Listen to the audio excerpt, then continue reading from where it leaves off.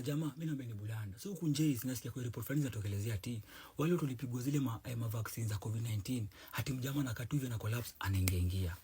Nasikia sema kesi zimeripotiwa kadhaa wa kadhaa. Mjamaa kwa ulipigwa hii vaccine mjamaa hati unaweza collapse na uingie. Mimi naomba ni bulanda mjamaa. Wale walikimbilia kupigwa hiyo vaccine bulanda. Hello guys, welcome back to my YouTube channel. If you are new here, don't forget to like, subscribe and share this video. Today we are going to talk about one of the biggest global events that changed the world forever, the coronavirus pandemic. Back in the year 2019, the world was hit by a deadly disease that came unexpected. This disease became known as coronavirus or COVID-19. Within a short period of time, the virus spread across countries, cities and continents. Millions of people were infected and sadly many lives were lost. Hospitals were overwhelmed.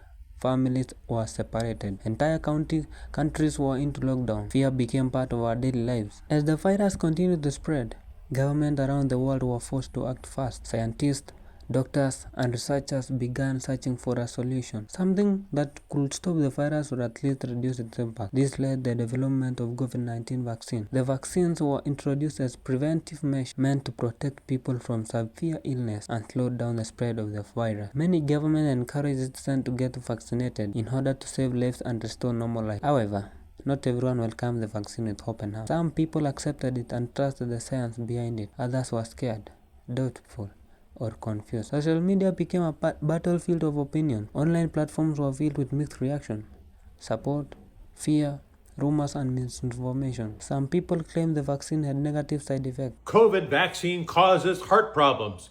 Yes, you heard it. Well, that's actually the headline that the anti-vaccination crowd wants you to hear. What they don't really tell you is the Stanford study that they are talking about is how COVID can cause myocarditis, an inflammation of the heart. And COVID itself is over 10 times worse at causing that than the vaccination itself. All of the kids who had the vaccination survived. Some had to go to the hospital. But there have been a number of people with myocarditis from COVID that didn't. So when you see tweets like this where they're saying Stanford proved we were right all along, no, we knew there was myocarditis. It's something that can happen. However, if you get COVID, you're 10 times more likely to get it and more severely. I'm Dr. Simpson. I believe in data over dogma. If you do too, give me a follow. Others share stories of people getting sick or even dying after vaccination. So anyway, what I wanted to say during Raila's funeral, that after Corona, there have been so many deaths, so many sudden deaths, people just falling dead, and especially because of blood clot. And I just wanted to request the researchers, Kemri and all medical researchers to please do research and find out if there's any relationship between corona or the long-term effects of corona, because I still believe that corona has something to do with the sudden surge of people dropping dead. This created panic, confusion, and deep division among communities. Guy, oh my god. In those ants, shall we be safe? Tutakuwa tunaweza sherekea ndani mikono ya nani? Kwa kuwa sasa ukiangalia kama serikali yenye huwa tunaiaminia. Sijui kama umesikia hii hadithi ambayo inaendelea kusambaa huko kwenye mitandao ya kijamii kuhusu hizi chanjo za corona. Wenye walidungwa hizi sindano za corona. Inasemekana kwamba hao wote walidungwa eti ni watu. Inasemekana eti ni watu. Many questions started circulating online. Is the vaccine really safe? Why do some people experience complications? Some posts even claim that the vaccine caused serious health problems like heart issues, claim that caused more fear among the public. But it's important to say this clearly. Not everything shared online is true. Medical information should always come from trusted health professionals. While vaccines, like all medicine, can have side effects, health experts continue to emphasize that the benefits outweigh the risk, especially from preventing severe illness and death. At the same time, people's fear should not be ignored. Questions deserve answers. Transparency builds trust. Open discussions are important, but they must be based on facts. So the big question remains: what really happened to those who took the vaccine? What lesson did we learn from the pandemic? How do we protect ourselves better in the future? Hey, what's up everybody? So last year when I underwent some issue, or rather a situation, and I was really looking forward first to heal, so that I will find peace within myself first, so that I can be able to share and seek closure and seek understanding. And I know that this will also help some other people who probably underwent the same situation or undergoing, or, you know, for future reference and help.